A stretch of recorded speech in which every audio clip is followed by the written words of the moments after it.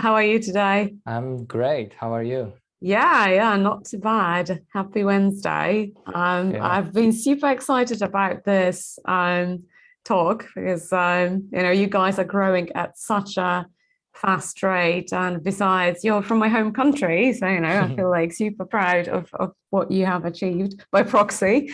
Yeah, so tell us first a few words about yourself, like where you come from, like how you ended up in SaaS, a bit about your background. All right. So hello, everyone. I'm super excited to be here and talking to you. I'm Lucjan, and my background is like used to be a developer for like right now almost 10 years professionally. Not counting, freelancing gigs when I was in high school and even earlier. But I started programming professionally like 2012, and I was a web developer. I joined a software company, software agency, and my main technology was Ruby on Rails, and then I started doing some front end, obviously. Even before React came up, so I started with Backbone and then moved to React. And then after 3 years in this company, I joined Strategizer. And this company founded by Alex Osterwalder, who basically invented business model Canvas. We were building a web application for real-time collaboration on business models, basically. And so that's what I've been doing there. But at the same time, this company is all about business innovation, and we, as employees, we are able to join various workshops. We are able to brainstorm the business side of the company, and I really loved, talking about it and thinking about it. And obviously, I started to think, how can I, do something in the future in this matter? So basically, how can I start a business? And obviously, SaaS companies were, because my software agency background, I used to work on SaaS applications, and then in Strategizer, I also worked in SaaS. So naturally, I started to think, what kind of SaaS can I create? And at the same time, my brother joined a very small internet marketing agency, SEO agency, from a very small village. Like our hometown is like 2,000 people, and then this agency is like, the next village, which is like 300 people maybe. So very small rural areas in Poland. So obviously we knew the owner, and Michał used to work there for like 1 year. He became head of SEO pretty quickly. And they were this, maybe I'm jumping too fast into Surfer story, but let me just, I guess. Yeah, that was my next question, but that's brilliant. So everyone in the audience, so you don't need to be based in California or Silicon Valley or even Miami to, build a multi-million-dollar SaaS business. Just a PSA, and we'll let Lucjan continue with the story. So moving on to Surfer. Yeah, they were, working in a way that incorporated a method of analyzing competitors. So basically looking at some kind of factors of highly ranked sites, like on-page factors, like how many words do they use, what kind of words, how do they structure the websites. And it was really successful for them. Like they built the whole business around it. And it was the time that it was kind of, non-obvious way of doing SEO. Like the obvious way was links, and back then, and that was the non-obvious way. But they were doing it all manually, right? So they kind of, manually opened the websites, pasted words somewhere to Excel, counting the stuff. So it was a very error-prone process, and at the same time, very time-consuming. So they kind of figured out, okay, let's try to create some kind of internal tooling that will make our jobs easier. And they actually made some kind of prototype for this, and they used it with success internally. But at the same time, I was speaking to my brother, like we always do, about business. And he mentioned this, and I was like, okay, let me create some proof of concept of how I see application like this. Because if it works in this agency, it can work anywhere, right? So I created quick proof of concept, like in a few weeks, as a side project after hours, and you know, our guys were astonished by it, and that's how Surfer started. Basically, we had a deal that basically created software company that will create some tool out of it. We thought, let's try,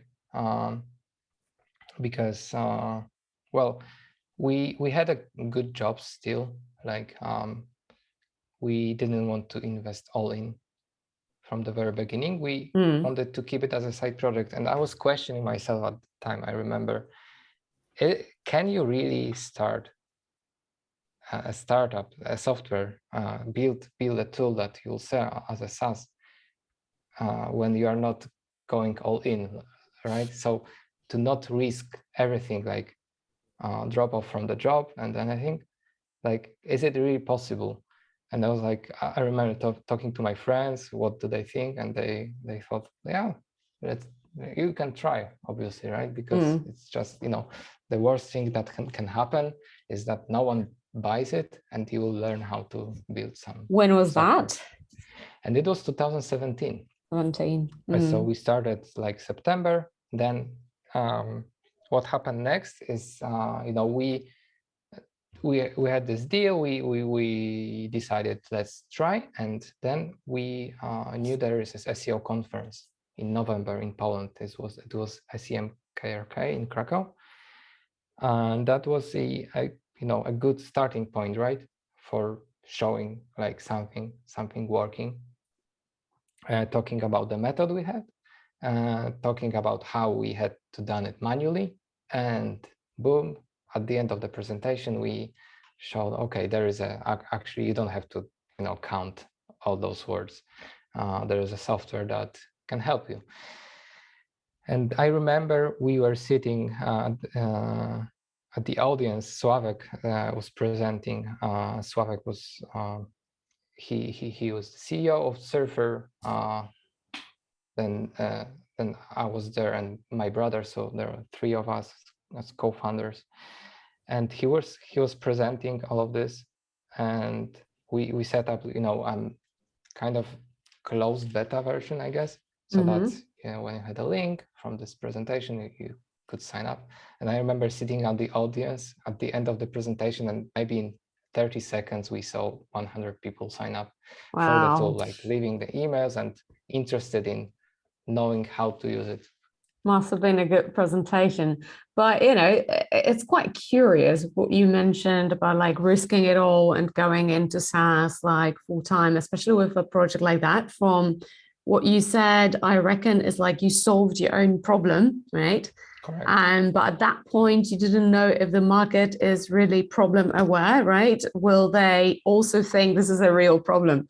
And that's often a problem with innovation, that sometimes you're ahead of times and you already see that something is a massive problem, but the rest of the market is like, you know? Yeah.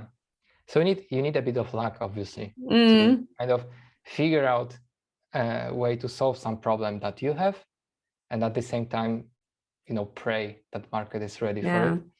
So were you the first one in the market with such a solution? One of the first, actually. Maybe like we there was this Cora SEO software, like they released probably at the same time as we did, but we had no idea of each other's existence. All right. Because we started in Poland, they started in the US, obviously, so we targeted a very similar customer base. It was all about SEO experts who want to, dig deeper into some factors, some charts about what the competitors' websites look like. So it was all, data tool for SEO experts basically. And they did the same, but they went even much more hardcore because they created like tooling around Excel. So it was desktop application, so not so easy to start with, not so easy to use. Surfer was kind of the same, but like you had to have domain knowledge to use it. You had to be an SEO expert, but not all experts have time to dig into the software, right? So what we did with Surfer was that it was intended for experts, but at the same time it was easy to start working with, and because it was just web application. You typed email, password, keyword you want to analyze, and that's it. Like 3 steps in order to see the value, and that was one of the reasons why it took off, because I saw all of the other SEO software like doing all of those onboardings, all of those multi-step processes, even to get started. Like you had to create a project, name it, put the website you want to analyze, keyword, wait a few hours until it populates with the data. And with Surfer it was like less than 5 minutes to see the value. It was hard to see the value for regular people, but if you were an SEO expert who had an idea about this method, then you could really see the value in 5 minutes. So was it after this presentation where you saw so many people sign up that you decided this is it, this is really going to be Actually, something? not yet, because we thought, okay, it's easy to convince people to use a free product. Maybe at this point I don't believe it's true. So we had because we observed the activity of users, the retention, because what else could we observe? We didn't have any metrics that could tell us about the business, because there was no business. So we just observed activity and retention, and it wasn't as great. Like it wasn't like 80% of people retained every month, much less. But I remember like 20-30 people started to use Surfer regularly, like every single day. They use it for a day-to-day job. So that was, from the perspective I have now, that was a great proof of being on the right track. But we didn't thought yet about that, because we thought, okay, it's free, so they will just use it, but there is no business in free tools. So that was not yet the time. But so what happened then? We obviously worked on it still as a side project, so after hours. But at the same time, we started looking for investors, because, well, how you do business, how you do startups, you look for investors, right? That's how you do it. That's what we thought. Yeah. So we started to look for investors, and there was really interesting story about that. We were sitting at some restaurant in Wrocław with Kazik, who joined us just after we released this beta version, and talking about, okay, let's try to look for those investors for real, like create some kind of contact management, actually chat with them, and then start looking actively instead of passively. And we're sitting talking about this, and this guy comes up from the table next to us, and he says, hey guys, I just closed the fund, I run a VC, we have money, here is me on one of the business magazines from Poland, Puls Biznesu. He showed us, okay, this is me, we just signed this money, let me talk to you. Oh wow, this is crazy. Yeah. This sounds like these implausible Hollywood stories, you would hear in Social Network. Yeah. Was the chance. Wow. Yeah, But at that point, from what you said, it was still a very different product than it is today, yeah, right? So, correct. how did it evolve from the product side? How did you move from being, a very specialist, niche, technical SEO tool to being, pretty much an all-around platform for content management? And, from what we talked sort of behind the scenes between us, I know that you have big vision to go in that direction to actually make it a product that is more accessible, more useful for like the mass market content marketers audience. So what was the road from there to here, so to say? So well, we saw the usage of the product, and it was it was okay, but you need to do something, and we could either invest in adding more and more factors to the same charts we had and let experts be even more experts.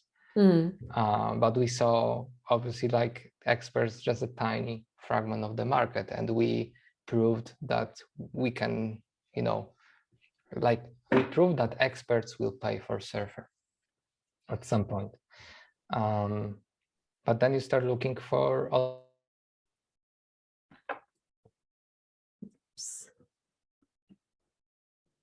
We're having technical issues again. Not sure if it's me or Lucjan's end. Can you let me know if you can hear me?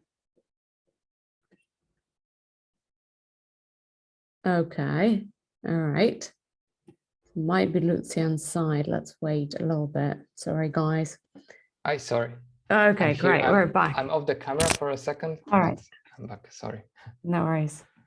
Yeah. You're still frozen for me, and maybe let's. Yeah, I will just turn off the cam for a second until I get it back up. So we were thinking about how to penetrate the market further. And what can you do if you have a complicated product for experts? You try to simplify it a bit so that you basically think, how can this product do some job of those experts so that it's more approachable for less experts? And that's exactly what we did. So at first, Surfer was a tool that allowed you to analyze the data on charts and had some ideas on how can you structure your content. So the next step was, doing this job of analyzing the data for you and then telling you what should you do exactly to with your website to rank higher. And it was, we did that all over again and again and again. Simplified a little bit more, make it more approachable, make it require less knowledge, and it's still happening in Surfer.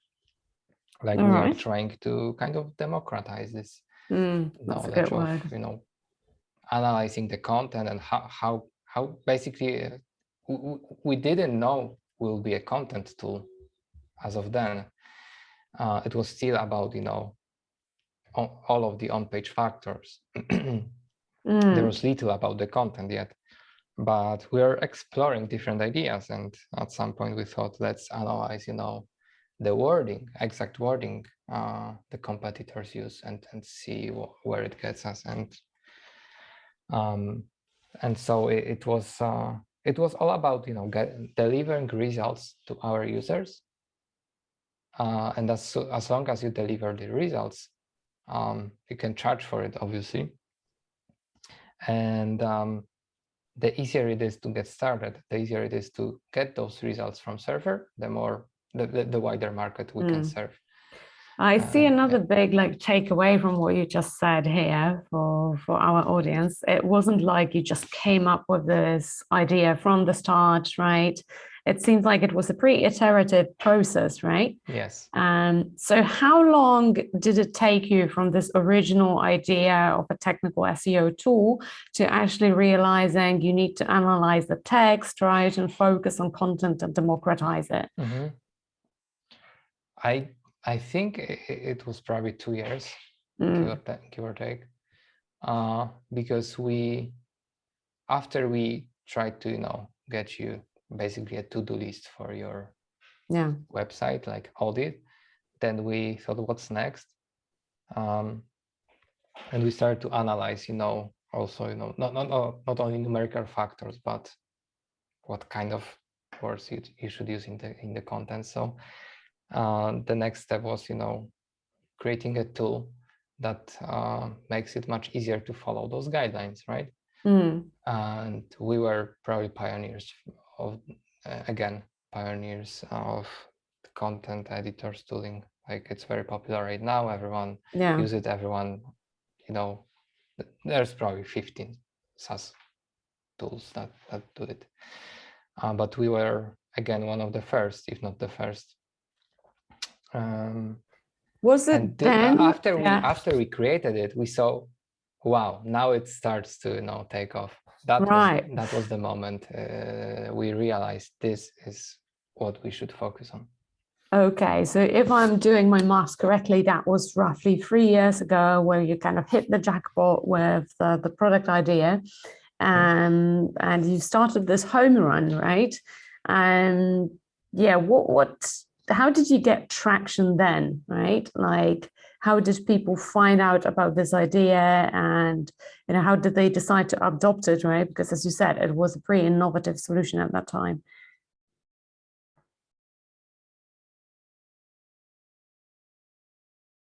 Can you hear me? Hello? More connection issues. Oops. Oh yeah, it should work. All right. I don't know when I was cut off. Does it work? Yeah, I heard everything. Okay. So it's not so easy to answer, because first, it was quite some time ago, and the second was that we never really did conventional marketing. We never invested heavily in content, despite we are a content tool.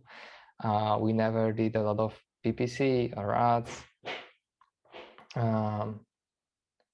What we did was a mixture of different actions, but the most prominent, I guess, was figuring out the strategy on how to become, more credible company, not some weird shit from Poland, basically. Like, who even are those guys? That was us like 3 years ago. And we started in Poland, but from the very beginning, we knew we want to be a global company, and Polish market is just a step, so to speak. So that's why, for example, we never translated our tool or website to Polish, despite having some backfire from angry Polish customers who said, "You are Polish, you have to translate this tool to Polish." But we never actually did. We tried, but we were expecting it will just slow us down, and it was not worth it. So we wanted to be a global positioned in a global market, basically. But how to do that? We knew some influential people in Poland. We had close relationships with some of them, so we started, exploring those. So we got on board, basically, like they were sold on the idea of Surfer. They became active users, and from them, then we got access to next level influencers, basically, not only from Poland but from the UK. And then another step, even next level influencers. And we finally, like, another turning point in Surfer was that we managed to get into the Chiang Mai SEO conference, which is huge. It's one of the biggest ones, but also like the people who are going there they are like CEOs of SEO companies, very decision-making people, let's say, and we kind of managed to go there and be one of the biggest, discoveries. Discovery, because everyone was talking about us. We weren't expecting that, for sure. Everyone kind of was talking about us in everywhere, like even in toilet, like, hey, what is this server? I have never heard of it. And even we were mentioned in a few presentations, so it was huge. People realized it's real, the people behind Surfer are real, and we made another deals with another influencers who started to promoting us actively for commissions. So that was, probably the biggest channel for us. I'm not sure if it still is, but it was, as we started, it was the major one for sure. Right, so kind of grassroots influence marketing and influencer marketing, and building your way up, right, from sort of more niche micro influencers to the bigger names, right? And was there like a breakthrough point at any point in this moment where like the floodgates opened and you were like, wow, okay, this is going to go really big? There were a few, like even first 2 weeks of after we started charging for server, we created special early access plan, $500 a year, price guaranteed for 3 years. But you had to pay upfront. So that was for us really, if somebody buys it, then they really believe in what we do. And we saw like 25 of them, only basing on those people who were signed up to this beta version, which was free. And that was, huge for us. We saw, okay, this can really work. Then there was a Black Friday first one, like maybe a month after we released this early access, and we saw like 150, 200 plans, because we already started to get a buzz from those free customer, like free users in the beta. People started to mention us here and there, and it was the starting point of probably, at this point the biggest channel, which is word of mouth, basically. So people started to promote us naturally because they saw it's different. It's not like another SEO tool which tries to copy Ahrefs or SEMrush. It's something different, and at the same time, it's really easy to start using it, easy to use, very fast, with great UX and so on. So they saw this is real good shit, right? And they started to tell people this is good shit. I can totally relate. Like, I'm telling about Surfer to everyone, but a year and a half ago, when I had my first demo with your brother, the first question I asked is like, how are you different from Ahrefs? Now I know. Similar. Yeah, exactly. But when you hear, oh yeah, another SEO tool, right? So I can totally relate to that. But quite interestingly, you still decided to go the bootstrapped way, right? You have a very, very unconventional story for a business of your size. As you said, you never really build like the super conventional hierarchical marketing department. Oh, we can see each other again. Nice. Like what happened with the investor in the restaurant in Wrocław? Like, why did you not decide to raise? So what happened? Black Friday happened. All right. Oh no. Froze again. It's not our lucky day today with technology.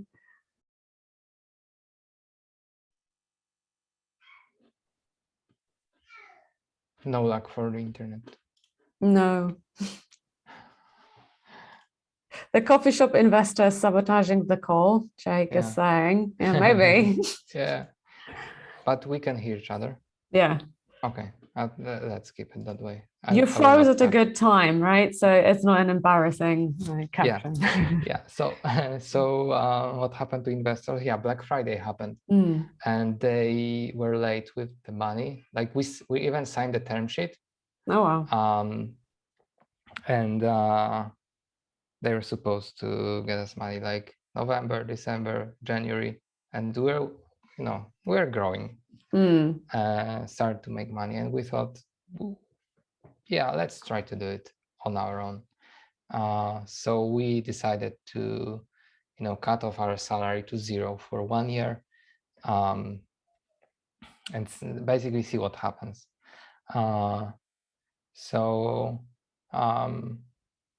But we still we're still friends with those investors, so it's not like the decision and passing this decision to them was super hard for both ourselves and them, but in the end, they kind of understand why we did that.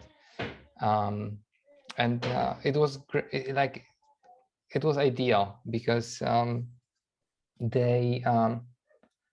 they convinced us somehow, like with the money we thought, okay, the risk is much lower now, right? Because we even if things go rough, even if we fail to sell Surfer, even though we saw all of the evidence that we will sell, even if something is going to go wrong, then we are kind of safe. So that's when we decided to go all in and then work full time on Surfer, quit our jobs, and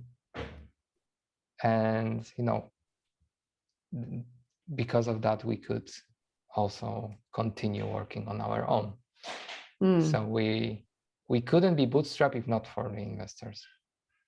Right. How do you feel about this decision with hindsight? Do you think it was a good decision to bootstrap, or do you regret that you couldn't maybe grow 5 times faster, hire I can't more imagine people? growing even faster. I mean, there are some companies like Jasper is growing super fast. But can you really grow much faster than we do in a healthy way? I'm not sure.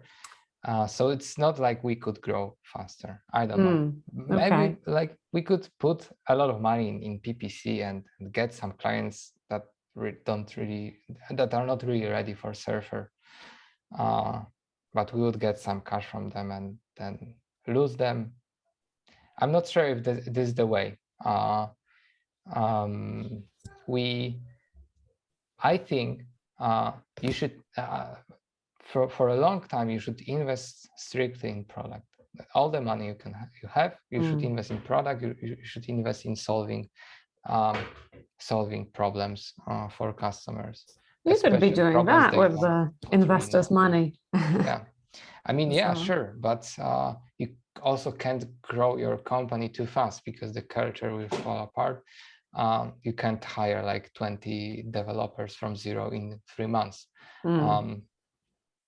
Even if you had access to them, which is also another story. There is some rate of organic growth for the organization, and I think we nailed it. We grew at a very healthy pace, both the business side, like customer base and so on, but also internally, like employees count. And with extra money, we could grow faster, but would that be good to us? I'm not sure. Yeah, I'm playing the devil's advocate here because honestly, I'm totally with you. And I recently wrote about how kind of shocked I was really when I heard the Hopin story.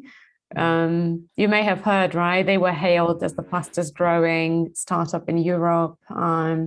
They launched in 2020, and at the beginning of 2021, they got like, what was it, 140 million, like 5 billion valuation, something like that, right? It's a crazy growth, but they ended up like firing 12% of their team just now, right? Because obviously after the end of the pandemic, the growth has started to slow.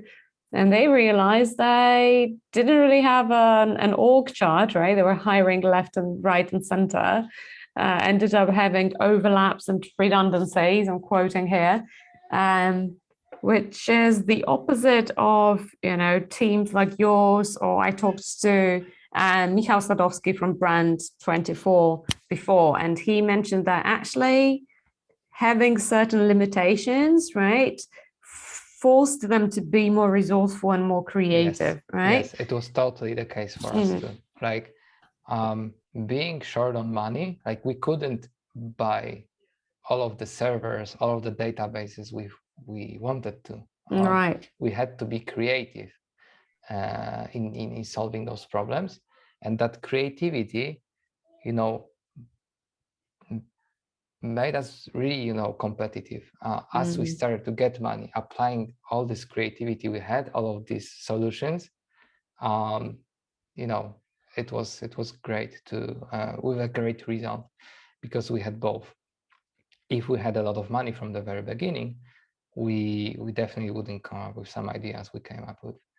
So this is really powerful in bootstrap environment, that those constraints unleash creativity that you will then use when you have the money.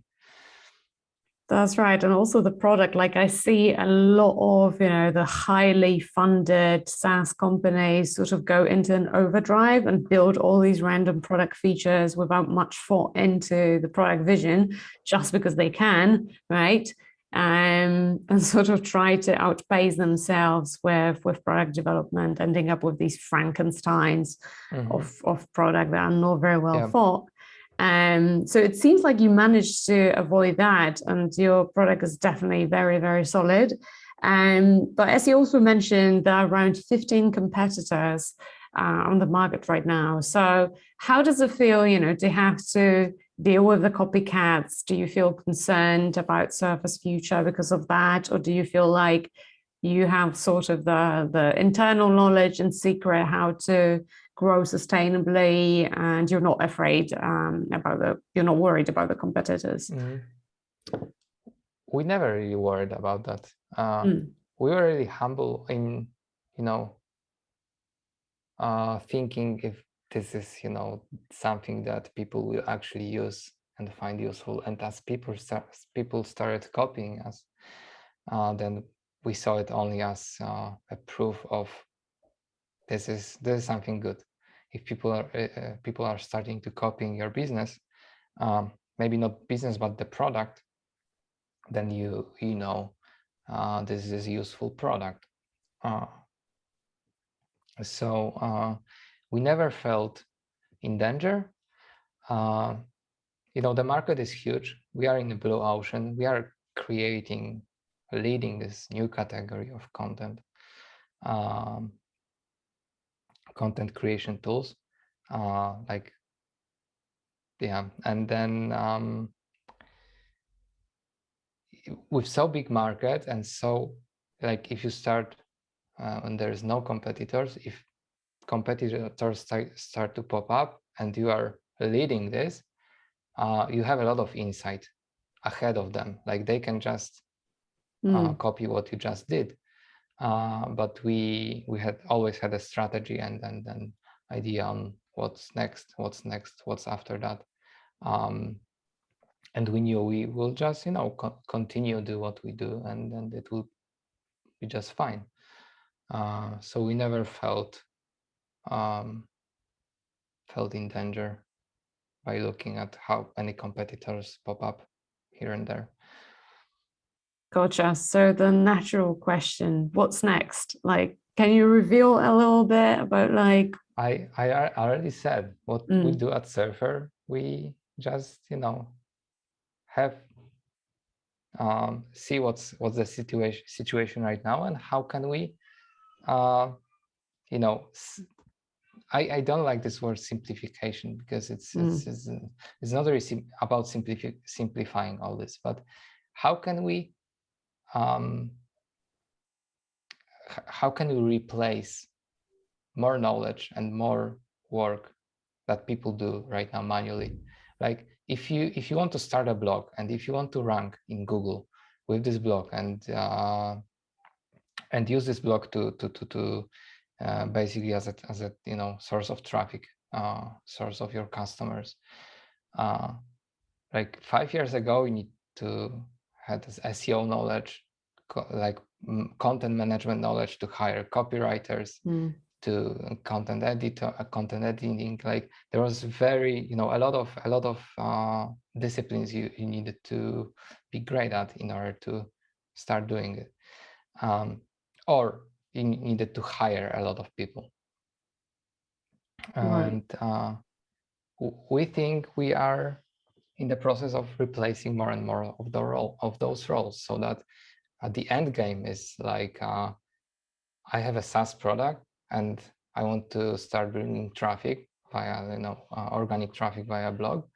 I just buy Surfer and click here, click there, spend 5 minutes a day, and the blog is up and running, and it starts to bring the traffic I wanted to. And I don't have to hire all of those people, because some parts are automated, some parts are, let's say, I can hire people also in Surfer, and so on. So we are basically trying to make it more and more approachable for business owners to create their own blogs. And this is the process. Like, what's coming next in order to achieve that goal, I don't know. It's something that really resonates with me, because we're kind of trying to do the same in the domain of product analytics and user onboarding, right? So I had a chat with a CPO / co-founder of like a personal finance app on Monday, and I sent him a little loom of his onboarding, which like broke in the middle, and I couldn't proceed because the next button was basically not taking me anywhere. And he was like, oh my gosh, it must have broken with the Friday, release. Thanks for spotting the bug. And I'm like, just thinking to myself, well, that was like 4 days ago, right? So imagine all the new signups they must have bled because the users couldn't get past it. And he said something to me that really made me sort of, reinforced my feeling of the mission that we have in the market. He said that like we just didn't have the time and resources, because we would need to hire a data engineer to like set up Amplitude, and that would take months. So we don't really know what's going on with like usage analytics. And then even if we hired the data engineer, we would then need to hire like product engineer to act on the insights. I'm like, yeah, well, this is exactly what we're trying to automate here. So similarly to you, I feel like this mission of maybe simplifying is the wrong word, but democratizing and sort of empowering people to do this without having to hire, like a whole army of engineers, SEOs, writers, you name it. That's kind of like what SaaS was designed for in the first place. Right. So great. We're running out of time. It was brilliant to chat to you, but I wonder if there are any questions from the audience, any of our participants. Right, there are a few questions in the Q&A section. So Jake has asked, how has Surfer's retention rate increased over time? And what strategies do you use to maximize retention or even drive account expansion? So I guess it's pretty steady for the retention rate. It never, went really up and down at any point of time. It's pretty steady from the very beginning, and I'm not sure if that's good or bad, but we didn't really get into the retention yet. We are exploring different product ideas. Basically, this is all about product. Retention is all about product. You need to design products so that people have to use it every day, ideally. or at least every week. If they use it collaboratively with the colleagues, then it's even better. So any kind of activity we do in order to improve the retention rate is basically ideating on the product. How can it work better? And it could, like, we could change the pricing right now, for example, to support the retention, but it's short-sighted, I guess, because you need to always start with the product, and then, you know, like, start with both. Basically think, how can you achieve the pricing that maximizes the retention, and then also think, how can product work, and kind of push those two ideas together. And this is, I guess, this is the biggest, those two things will maximize your retention. Like, I don't believe in sending emails to people. Like, those are, you know, tactic based and short-term solutions with no really big impact. Everything we do in Surfer, we think, has to have huge impact, because if we did small impact things from the beginning, and just them or mostly them, then we'd never get to the point we are in right now. And it's tempting, because all of those small impact things are, you know, easy to measure. Like, doing a PPC campaign is super easy to measure. Email onboarding is super easy to measure, and you see it affects somehow the product. Instant gratification. You have that idea that you think it trumps everything, and people are, you know, not sure if they should go that way if they cannot measure this idea, because how can you tell if what I did actually worked? But we are not afraid of that, and this is the only way, I think, to grow as fast, to pursue those bold ideas that you cannot really measure, and summing them up is how we got to this point. So in a nutshell, think big, like pursue, you know, the bigger prize of like product stickiness, and like this authentic, being both sticky and collaborative. So people use it often and use it together with several members of their team, rather than focus on these low hanging fruits that just may move the needle and give you false positives in the short term. That's like very inspiring, I guess. Another question, are there any plans of adding integrations for keyword research tools like Ahrefs? I know some people who research on Ahrefs but write in Surface. I was wondering if streamlining that relationship is on the roadmap. And here's another thing, we don't really have a roadmap, so I cannot tell if anything is on the roadmap, because we tried to have a roadmap a few times, and we ideated, like, sitting together in one room 2 hours, putting up like dozens of sticky notes on the wall, you know, really happy with the result.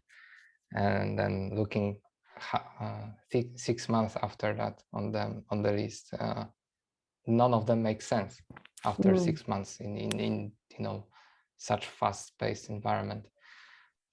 So we never say no to the features that are proposed by our users, but we also never say yes, or we try not to, because we think today it's a huge idea, fantastic, and tomorrow we figure something really much better than integration with Ahrefs.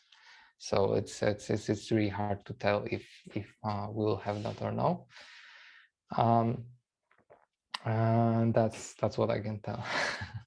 Super unconventional, breaking all the rules, not in the market for product road mapping tools. Yeah. And the last question I have here, with such an agile and compact team, what do you look for when hiring new team members like developers or writers? Oh, that's a super interesting question. Yeah. So it changed a lot, because when we started Surfer, we weren't really experienced in hiring people, right? Because we like Sławek did for the SEO agency, he hired a lot of brilliant people, but it was also really unconventional because he never really hired anyone with, you know, experience. He just hired intelligent people and teach them how to work. And I believe we did something similar in Surfer. We never really looked for experience. We started hiring, you know, among friends, basically, so that we could speed things up. We couldn't afford the full-blown recruitation process. We barely do now. We are starting to have some structure in these terms, but at the beginning, we just, you know, talked our friends to join Surfer because we knew it will work. It's there is a danger in that because you create a kind of, you know, uniform culture that's not really diverse, and you create culture of your friends, and it's if you hire like 10 people like that, it's okay, but if you hire 50 people, then it will be super hard to hire 51st and 52nd person, because you have so, you know, so strong culture based on what you already know. You only hire another friends which you run out of.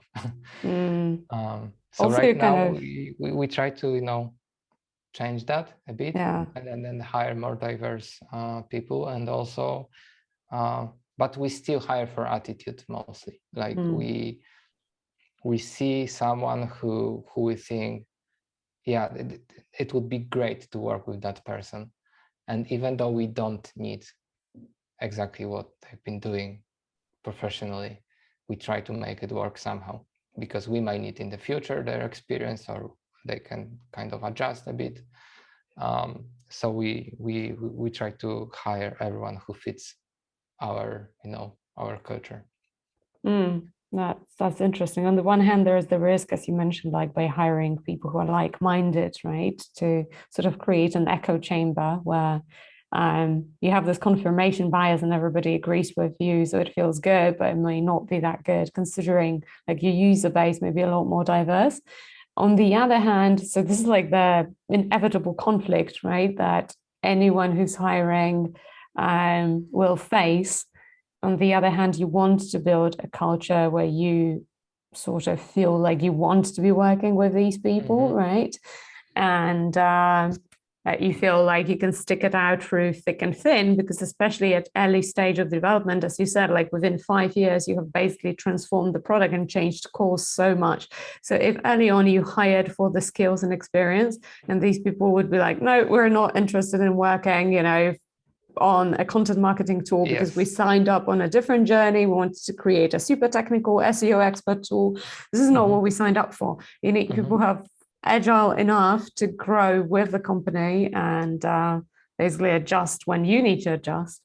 So yeah, that's an interesting but also difficult challenge to solve, I guess. Super interesting. I'm really excited to see what happens next with you guys, and I'm like true leading on your journey as usual.